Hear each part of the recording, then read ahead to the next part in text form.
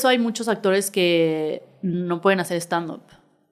Sí. Porque están acostumbrados a hacer personajes, pero en el stand-up eres tú. Sí, sí, sí. Y entonces es como... Y no tienes a nadie que te cobije. En una obra de teatro pues hay 15. Y si se equivocó uno, pues el otro lo rescata. Pero en el stand-up te equivocas tú y valiste madres. Sí. No tienes dónde caerte muerto. Entonces...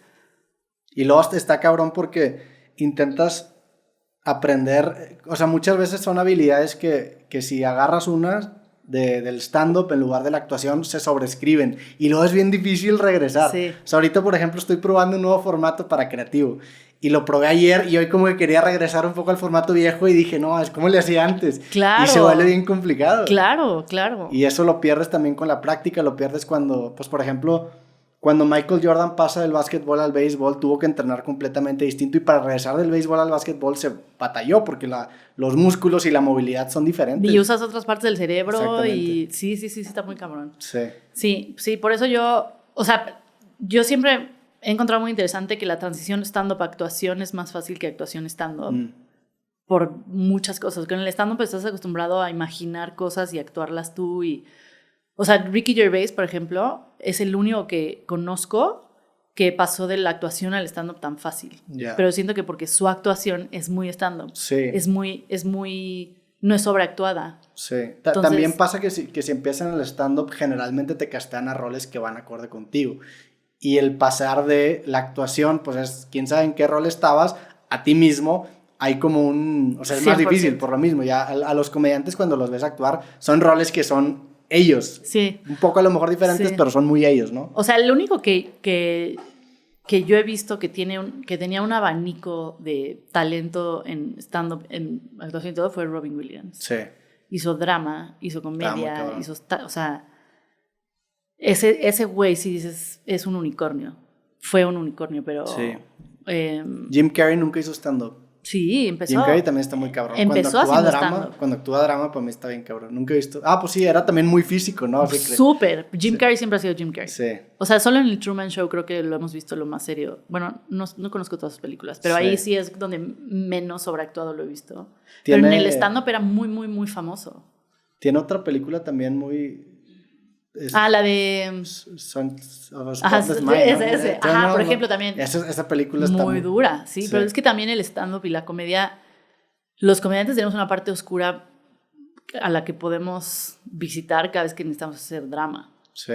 Porque tenemos una parte muy, muy oscura de inseguridad, de traumas, de cosas así que necesitas para una actuación así, yo creo. Y a veces también la comedia muchas veces nace para cambiar el tema y para no abordar para evadir. Ajá, para evadir ese vacío que tenemos todos, lo desvías la atención con comedia, ¿no? Entonces, es lo que hacía Robin Williams. Ajá. Sí, bien cabrón. O sea, por eso su suicidio fue tan fuerte, porque era un güey que todo el tiempo estaba arriba. Y también un güey que todo el tiempo está arriba no es normal. Sí, claro. O sea, ¿qué está pasando abajo? Que todo el tiempo tienes que estar así. Que todo el tiempo tienes que estar en ese mood. Exacto. Digo, después descubrieron que tenía una enfermedad, pero de todas maneras. Entonces pasas a la comedia hablada. ¿Cómo fue tu primer show? O sea, ¿cómo fue el encontrar tu voz? O sea, durante ese mes que yo estuve en el Foro Shakespeare tratando de hacer reír a las 3 personas que estaban sentadas enfrente de mí, el que era el portero del Foro Shakespeare me ayudaba, don Alejandro. Yo le decía, güey, cuando entra gente, la sientas acá a huevo. O sea, tú le dices que ahí se tienen que sentar a esperar la obra que vienen a ver. Entonces me decía, sí. Entonces yo nomás veía que don Alejandro me decía, pásenle por aquí, siéntense. Y la gente, ¿pero por qué aquí? Aquí se tienen que sentar, aquí tienen que esperar la obra. Y yo, bien, güey, bien. Entonces se sentaban y salía yo de repente y todos estaban como, ¿qué está pasando aquí?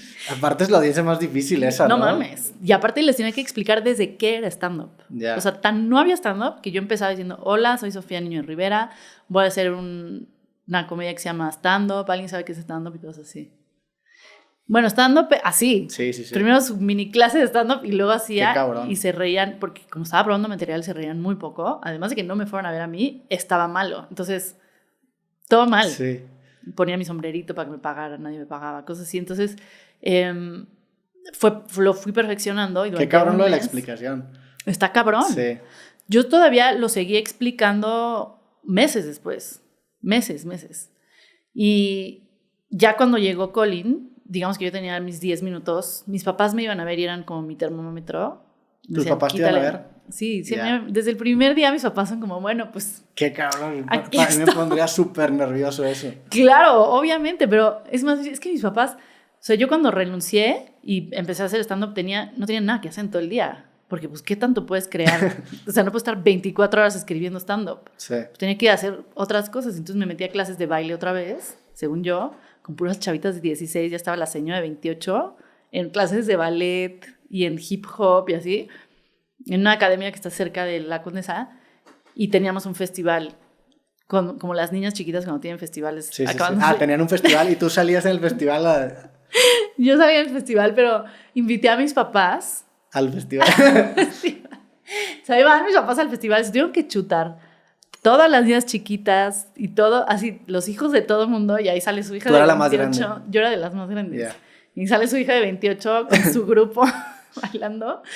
Y acabé y me dicen mis papás, mira, cuando estabas chiquito estaba padre. Ajá. Sí, sí, sí. Pero, ¿por qué mejor ya no? O sea, porque les dio un poco de oso, yo creo, que su hija de 28 estaba Está en el... haciéndole así. No lo hacía mal, pero tampoco lo hacía bien. O sea, Ok. ¿no? Entonces, me han acompañado desde ahí hasta, pues ahora tengo una obra clown y ahí van. Y ahora voy a hacer stand-up y ahí van.